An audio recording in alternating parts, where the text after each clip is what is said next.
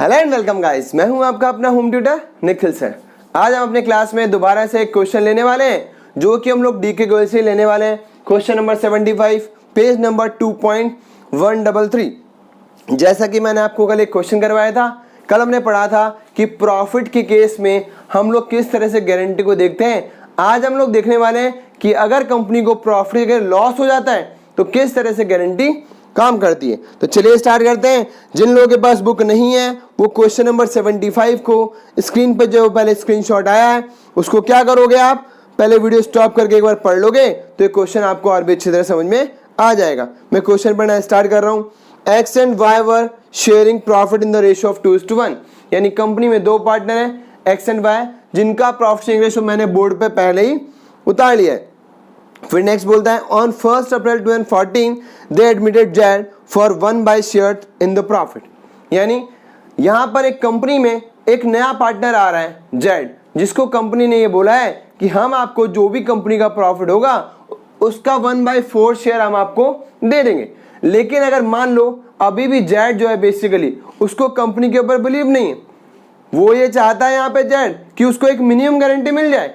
तो आगे लिखा हुआ है Z is guaranteed a minimum profit of ₹1 lakh, तो लिख लेते हैं, यानी Z को 1 शेयर ऑफ प्रॉफिट तो मिलेगा ही मिलेगा। लेकिन अगर उसका प्रॉफिट 1/4 शेयर्स देने के बाद अगर 1 लाख रुपीज से कम होता है, अगर 1 लाख रुपीज से क्या होता है, कम होता है, तो इस केस में क्या करोगे, any deficiency in Z share is to be borne by X and Y. यानी मेरे कहने का सिंपल सा लॉजिक है, जो भी कंपनी का प्रॉफिट है, जैसे कि हम लोगों ने कल पढ़ा था, अगर उस प्रॉफिट को देने के बाद उसका प्रॉफिट अगर 1 लाख से ज्यादा आता है तो हमें गारंटी अमाउंट को यहाँ स्किप कर देना है। लेकिन अगर उसका प्रॉफिट 1 लाख से कम आता है तो जो भी डेफिशिएंसी होगी वो कौन बियर करने वाला है, दैट विल बी बॉर्न और bear by X and Y. यानी 1 लाख रुपीज में से जो भी डेफिशिएंसी होगी उसको एक्स एंड वाई दोनों ही बियर करने वाले हैं। यानी अगर जो अमाउंट कम हुआ वो एक्स के अकाउंट से भी कटेगा और वाई के अकाउंट से भी कटेगा, लेकिन अपनी मर्जी से एक्स और वाई के अकाउंट से उन अमाउंट को बराबर बराबर डिवाइड मत कर देना। इसलिए बोला है any deficiency will be borne by X and Y in the ratio of 3:2, यानी जो भी अमाउंट कम पड़ेगा उसमें 3/5 तो एक्स के अकाउंट से और 2/5 वाई के अकाउंट से डिडक्ट किया जाएगा। अब आगे इस क्वेश्चन को पढ़ लेते हैं। अब मैंने आपको बताया था मैं लॉस का केस लेने वाला हूं, तो बोला losses for the year ended 31 March 2015 amounted ₹1,20,000 और रिकॉर्ड करनी है आपको नेसेसरी जनरल एंट्रीज। अब आप लोगों को कुछ बेसिक्स पता होना चाहिए, तो पहले मैं लॉस लिख लेता हूं। लॉस कितना है हमारे पास, ₹1,20,000। अब हम लोगों ने पढ़ा है कि अगर प्रॉफिट को पार्टनर डिस्ट्रीब्यूट करते हैं तो लॉस को भी पार्टनर को ही बियर करना पड़ेगा। अब आप लोगों को एक छोटा सा कॉन्सेप्ट समझाता हूं, ये आपने पहले भी पढ़ा हुआ है 11th क्लास में भी, और मैंने भी आपको समझाया है। ये एक एंट्री आप लोगों ने पहले भी पढ़ी होगी, cash account debit to capital. ये मैं सिर्फ इसलिए समझा रहा हूं ताकि आपको ये ध्यान रहे कि कैपिटल का बैलेंस क्या है, यहाँ पे क्रेडिट होता है हमेशा। तो एंट्री बनती cash account debit to capital, तो आप ये ध्यान रखोगे कि कैपिटल का बैलेंस हमेशा क्या होता है, क्रेडिट होता है। अब मैं बात करता हूं प्रॉफिट एंड लॉस अकाउंट की। अब मुझे आप में से बताओ कि प्रॉफिट एंड लॉस अकाउंट का बैलेंस डेबिट होता है या क्रेडिट होता है। ये मैंने पहले भी समझा है, तो जैसे आप ध्यान दोगे इसमें प्रॉफिट एंड लॉस दोनों लिखा हुआ है। तो नॉमिनल अकाउंट से हम लोग क्या पढ़ा है कि प्रॉफिट का बैलेंस होता है CR यानी क्रेडिट, और लॉस का बैलेंस होता है DR यानी डेबिट। यानी अगर आपके सामने प्रॉफिट एंड लॉस अकाउंट लिखा हुआ है तो उसका बैलेंस डेबिट भी होता है और क्रेडिट भी होता है। लेकिन जैसा कि इस क्वेश्चन में हमें गिवन है, क्या गिवन है हमें इस क्वेश्चन में कि लॉसेस ऑफ द फर्म, यानी हमारे पास क्वेश्चन में लॉस गिवन है, इसका मतलब लॉस का बैलेंस क्या गिवन है, DR गिवन है। अब आपको मैंने क्या समझाया था कि लॉस को भी पार्टनर को ही बियर करना पड़ेगा। तो इसको किस तरह से समझना है, बहुत ही इजी पैटर्न है, मेरे पैटर्न से समझोगे तो आपको इजीली समझ में आ जाएगा। तो हम स्टार्ट करते हैं। सबसे पहले मैं बात करता हूं लॉस की। लॉस का बैलेंस क्या दिख रहा है आपको, डेबिट दिख रहा है। तो इसको पार्टनर में डिस्ट्रीब्यूट करने के लिए जिसका बैलेंस डेबिट होता है उसको क्रेडिट साइड ले जाओ। तो प्रॉफिट एंड लॉस का बैलेंस आपको क्या दिख रहा है, यहाँ पे डेबिट दिख रहा है। मैं इसको कहां ले जा रहा हूं, प्रॉफिट एंड लॉस अकाउंट के बैलेंस को क्रेडिट साइड में जाके लिख दिया मैंने 20,000 रुपीज। तो फिर डेबिट में क्या आने वाला है? देखो मैंने अभी समझा कैपिटल का बैलेंस क्रेडिट होता है। क्या होता है? कैपिटल का बैलेंस क्रेडिट। लेकिन अगर कंपनी में लॉस हो गया तो उनका जो बैलेंस कैपिटल का क्रेडिट है, लॉस की वजह से उनका कैपिटल डेबिट हो जाएगा, क्योंकि कैपिटल में प्रॉफिट हमेशा प्लस होता है तो लॉस हमेशा क्या होगा? कैपिटल में माइनस हो जाएगा। तो माइनस करने का मतलब क्या है कि कैपिटल जो है उसका बैलेंस लॉस की वजह से कम हो जाएगा। तो जिसका बैलेंस सीआर होता है उसको कम करने के लिए क्या करोगे? डीआर। अब ध्यान रखना, अगर प्रॉफिट को पार्टनर डिस्ट्रीब्यूट कर रहे हैं तो लॉस को भी यही पार्टनर क्या करेंगे? डिस्ट्रीब्यूट करेंगे। तो मैंने क्या लिख लिया? इन तीनों का कैपिटल अकाउंट मैंने कर दिया यहाँ पे debit. X capital account debit, Y capital account debit और जेड्स कैपिटल अकाउंट डेबिट। अब आप बोलोगे सर गारंटी दी थी, मैंने पहले भी समझाया था गारंटी को सबसे लास्ट में देखना है। अभी भूल जाओ इस 1 लाख रुपीज को, हमें सिर्फ क्या ध्यान देना है कि जो भी प्रॉफिट या लॉस है उसको पहले हम लोग पार्टनर में डिस्ट्रीब्यूट कर लेते हैं। तो मैंने पहले लॉस को क्या कर लिया? डिस्ट्रीब्यूट कर लिया। अब सबसे पहले क्या करना है? देखो जेड यहाँ पे 1/4 शेयर के लिए नया पार्टनर आ रहा है। तो जब हमारे घर में कोई नया मेहमान आता है तो सबसे पहले, नए मेहमान का मतलब कुछ और मत समझ लेना, यानी नया मेहमान का मतलब यहाँ ये है कि कोई मेहमान आ रहा है हमारे घर में। तो जब भी कोई फर्म में एक नया पार्टनर आता है या नया मेहमान आता है तो सबसे पहले मेहमान नवाजी की जाती है। तो क्या करोगे? सबसे पहले जो नया पार्टनर बिजनेस में आया है उसी को प्रॉफिट या लॉस हमेशा देना पड़ेगा। तो 1/4 शेयर दे दो। तो 1,20,000 का 1/4 निकालो। तो मैंने निकाल लिया 1,20,000 का 1/4 पार्ट, सीधा सा सिंपल सा है, 4 3 जा 12, यानी 30,000 रुपीज का जो बेसिकली है वो लॉस मैंने डेबिट कर दिया। किसके अकाउंट से? जेड के अकाउंट से। तो ये चीज आपको समझ में आ गई होगी। अब क्या करना है? अब इसके बाद जो लॉस बचेगा उसको दोनों पार्टनर दोबारा से डिवाइड कर लेंगे। कितना बचा? 120 में से अगर मैंने 30,000 रुपीज किसको दे दिया? जेड को दे दिया, तो बचा कितना? 90,000 रुपीज। इस 90,000 लॉस को कौन बियर करेगा? एक्स और वाई दोनों पार्टनर। किस रेशो में बियर करेंगे?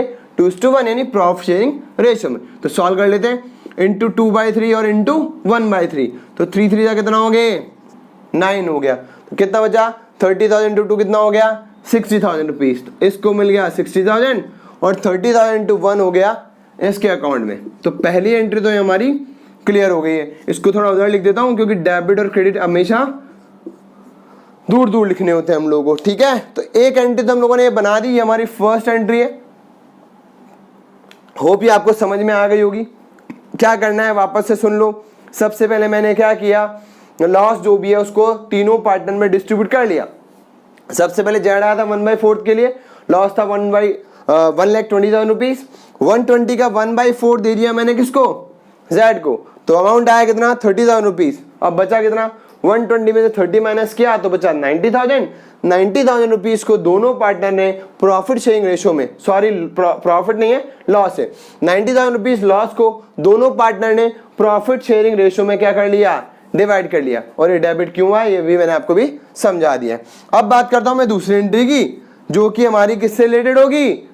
गारंटी ऑफ प्रॉफिट से। जैसा कि मैंने आपको भी बताया कि हमें क्या करना है यहाँ पे। अब हमें गारंटी फुलफिल करनी है। मैंने आपको समझाया था कि प्रॉफिट या लॉस को डिस्ट्रीब्यूट करने के बाद जो भी गारंटी अमाउंट है उसको हम लोग देखेंगे। अब मुझे बताओ कि जेड को गारंटी कितनी दी थी हम लोगों ने? 1 लाख रुपीज। इसमें भी क्रेडिट और डेबिट का ही खेल है। अब क्या करोगे? जिसको गारंटी दी है यानी कैपिटल अकाउंट जो है बेसिकली उस पार्टनर का तो डेबिट होगा जिसके अकाउंट से पैसे डिडक्ट करने, और उस पार्टनर का कैपिटल अकाउंट क्रेडिट होगा जिसको हमें एक्चुअली ये पैसे ट्रांसफर करने। इसका लॉजिक मैंने आपको भी समझाया। कैपिटल का बैलेंस हमेशा क्रेडिट होता है, उसको इंक्रीज करने के लिए या उस बैलेंस को बढ़ाने के लिए क्रेडिट साइड आपको क्या करना पड़ेगा? रखना पड़ेगा। तो जेड को गारंटी दी थी कि तुम्हारा जो प्रॉफिट है वो 1 लाख से कम नहीं होगा, यानी उसके कैपिटल अकाउंट में 1 लाख रुपीज ट्रांसफर होने चाहिए। तो क्या करोगे? जेड के कैपिटल अकाउंट को मैं क्या कर देता हूं? क्रेडिट कर देता हूं। तो मैंने लिख दिया टू जेड्स कैपिटल। पहले मैंने क्या लिखा? क्रेडिट वाला बैलेंस लिख लिया। अब इसके अकाउंट में कितने की गारंटी ली थी? 1 लाख की। लेकिन अगर आप यहाँ 1 लाख रुपीज लिख दोगे तो क्वेश्चन हो जाएगा गलत। अब आप ध्यान दोगे तो आपको समझ में आएगा। अगर मैंने यहाँ 1 लाख रुपीज क्रेडिट बैलेंस लिख दिया तो यहाँ आपको दिख रहा है कि कैपिटल का बैलेंस यानी इसको प्रॉफिट इसके कैपिटल में 1 लाख मिल गया, लेकिन इसके अकाउंट से ऑलरेडी कितना पैसा कट चुका है, 30,000 रुपीज। तो इसकी गारंटी फुलफिल कहाँ हुई? अगर 1 लाख क्रेडिट किया तो 30,000 डेबिट भी तो हुआ, यानी इसको कितना मिला, 70,000 तो मिला। तो इसके अकाउंट में मैं कितना क्रेडिट करूं, ये वाला अमाउंट भी क्रेडिट कर दो, यानी 1,30,000 रुपीज क्रेडिट करूंगा। तो ये 1,30,000 में से 30,000 तो ऑटोमेटिक क्या हो जाएगा, एडजस्ट, तो बचेगा 1 लाख, तो वो अपने आप यहाँ पे क्रेडिट रह जाएगा। तो ये मैंने आपको इसका लॉजिक भी समझा दिया है। अब क्या करना है, अब इस गारंटी जो ली थी प्रॉफिट की, वो किसने ली थी, एक्स और वाई ने। तो मैंने आपको बताया था कि जो भी डेफिशिएंसी होगी वो क्वेश्चन में गिवन है, वो 3:2 के रेशो में इन दोनों पार्टनर के अकाउंट से डिडक्ट कर ली जाएगी। कल मैंने आपको समझाया था कि माइनस करते हैं, माइनस करने का सिंपल सा लॉजिक क्या है, जिस कैपिटल का बैलेंस CR होता है उसको डिडक्ट यानी माइनस करने के लिए डेबिट साइड ले जाया जाता है। तो किस किस के अकाउंट से डेबिट करना है, दोनों पार्टनर के, एक्स कैपिटल अकाउंट डेबिट और वाई कैपिटल अकाउंट डेबिट, और जेड को मैंने पहले ऑलरेडी क्रेडिट साइड लिख दिया है। अब आपको करना क्या है, 1,30,000 रुपीज को क्या करना है, आप लोगों को इन दोनों पार्टनर के अकाउंट से डिडक्ट करना है यानी माइनस करना है। तो मैंने डेबिट कर दिया। तो इधर मैं सॉल्व कर लेता हूँ, 1,30,000 रुपीज को इन दोनों पार्टनर के अकाउंट से इक्वली मत कर लेना, क्वेश्चन में गिवन है 3/5 एंड 2/5 के रेशो में क्या करना पड़ेगा, इसको यहां से डेबिट करना पड़ेगा। तो सॉल्व कर लेते हैं, 5 2 10 और 5 6 30, तो कितना हो गया 26,000। तो अमाउंट मल्टीप्लाई करो, 26 3 कितना हो गया, 6 3 18, कैरी किया 1, 3 2 6 और 1 7, तो ये आ गया 78,000 रुपीज से। इसको भी कर लो, 26,000 वापस ये हो जाएगा, 26 इंटू 2 मल्टीप्लाई करो कितना आया 52। एक बार क्रॉस चेक भी कर लो कि 130 हो रहेगा, 8 और 2 10, 0 कैरी किया 1, 7 और 5 12 और 1 13, यानी हमारी ये एंट्री भी एकदम सही है। तो हमें यहाँ 2 ही एंट्री बनानी थी, ये बोला था नेसेसरी एंट्री बनाओ, तो ये हमारा क्वेश्चन यहाँ पे खत्म हो गया है। जैसा कि आपने देखा, लॉस के केस में या फिर प्रॉफिट के केस में सबसे पहला काम क्या करना है, प्रॉफिट या लॉस को दोनों या तीनों जो भी पार्टनर में उनमें डिवाइड कर देना है। उसके बाद सबसे लास्ट में गारंटेड अमाउंट आपको देखना होता है। तो चलिए मिलते हैं हम हमारी अगली क्लास में।